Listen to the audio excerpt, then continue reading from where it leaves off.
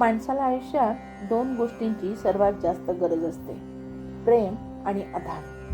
पण एक प्रश्न विचारूया आपणच आपल्या मनाला, आपण ज्या गोष्टीवर प्रेम करतो त्या कायम आपल्यासोबत राहतात का? समर्थ रामदास स्वामी म्हणतात, जर प्रेमच करायचं असेल तर अशा गोष्टींवर करा की जी कधीही नष्ट होणार नाही. आणि म्हणूनच मनाच्या श्लोकात ते सांगतात, रामावर प्रेम ठेवा आणि देहाच्या दुःखाला विवेकपणाने पाहायला शिका.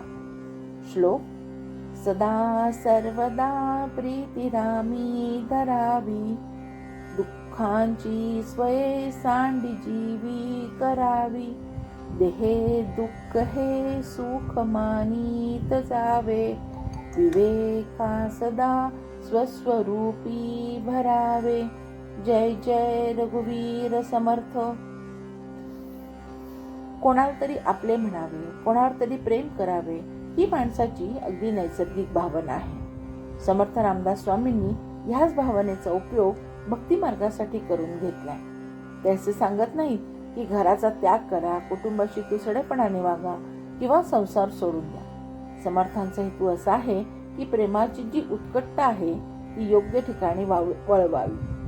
जर ती शाश्वत परमसुख देणाऱ्या व परमात्म्यावर ठेवली तर मनाला खरा आनंद आणि संतोष मिळतो.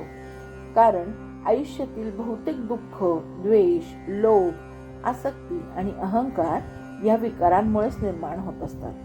जेव्हा साधकाची ओढ परमार्थाकडे वळते तेव्हा या दुःखांची मुळेच हळूहळू नष्ट होऊन जातात. सदा सर्वदा प्रीती रामी धरावी. समर्थ मनाला सांगता, मना नेहमी सतत रामावर प्रेम ठेव. माणसाला प्रेम करायची गरज असतेच, पण ते जर केवळ संसारातील गोष्टीवर असून तर काय उपयोग? त्यातून फक्त आसक्तीच निर्माण होते आणि त्यातून दुःख निर्माण होते. म्हणून समर्थ सांगतात, प्रेमाची दिशा बदला, त्याचे अधिष्ठान परमेश्वर असू द्या, म्हणजे दुःख पदरात पडणार नाही. दुःखांची स्वये सांडी जीवी धरावी. क्षमा करा, दुःखांची स्वये सांडी जीवी करावी. संसारातील बहुतेक दुःख, द्वेष, लोभ, मोह, स्पर्धा यामुळे निर्माण होतात. जर साधकाने मनाची ओढ परमार्थाकडे वळवली तर ह्या विकारांकडे दुर्लक्ष होऊ लागते. मूळ कारणच दूर झाल्यामुळे दुःख देखील आपोआप टाकल्यासारखे होते. देहे दुःख हे सुख मानीत जावे.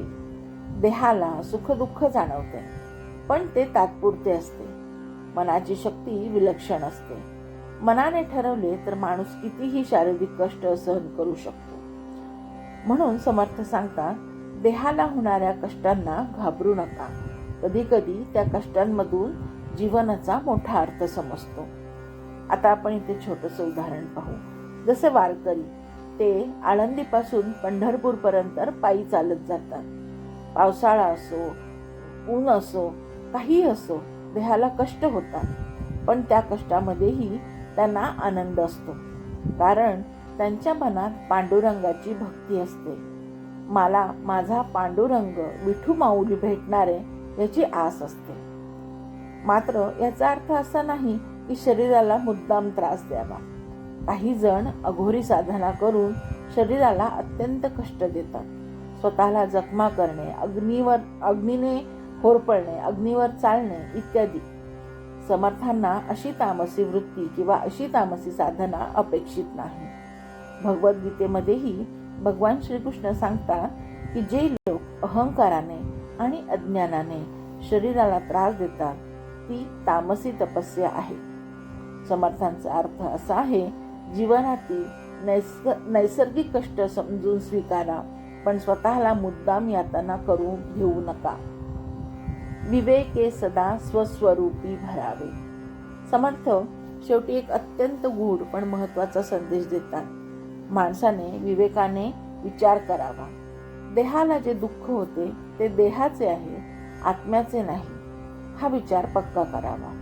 आपण केवळ हा देह नाही, आपले खरे स्वरूप आनंद स्वरूप आत्मा आहे. म्हणून मनाला वारंवार सांगत राहावे, मी हा देह नाही, मी शुद्ध चैतन्य स्वरूप आत्मा आहे. जेव्हा हा विचार मनात दृढ होतो तेव्हा देहाच्या दुःखाचा परिणाम कमी होतो. आपण आता याचे एक उदाहरण पाहू. समजा एखादा वारकरी पंढरपूरच्या वारीला निघालाय. पाऊस पडतोय, रस्ता चिखलाने माखलेला आहे, पण त्याचे पायही दुखत आहे, शरीरही थकले आहे. तरी पण तो माणूस चालतच राहतो. त्याच्या जागी जर सामान्य माणूस असेल तर तो म्हणेल, हे इतके कष्ट कशासाठी? पण त्या वारकऱ्याच्या चेहऱ्यावर मात्र ते जे शरीराचे दुःख आहे ते कुठेही दिसत नाही. त्याच्या चेहऱ्यावर असतो तो केवळ आनंद. कारण त्याच्या मनात एकच भाव आहे, तो म्हणजे मी माझ्या विठू माऊलीला भेटायला चाललेलो आहे. म्हणून देहाला होणारे कष्ट त्याला कष्ट वाटत नाही, ते त्याला भक्तीचा आनंद वाटतात. यालाच समर्थ म्हणतात, देहे दुःख हे सुख मानित जावे.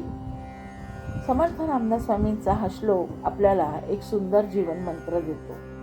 प्रेम करायचंच असेल तर ते परमेश्वरावर करा. कष्ट येतील तेव्हा त्यांना विवेकाने स्वीकारा आणि मनाला सतत आठवण करून द्या, मी हा देह नाही, मी आनंद स्वरूप आत्मा आहे.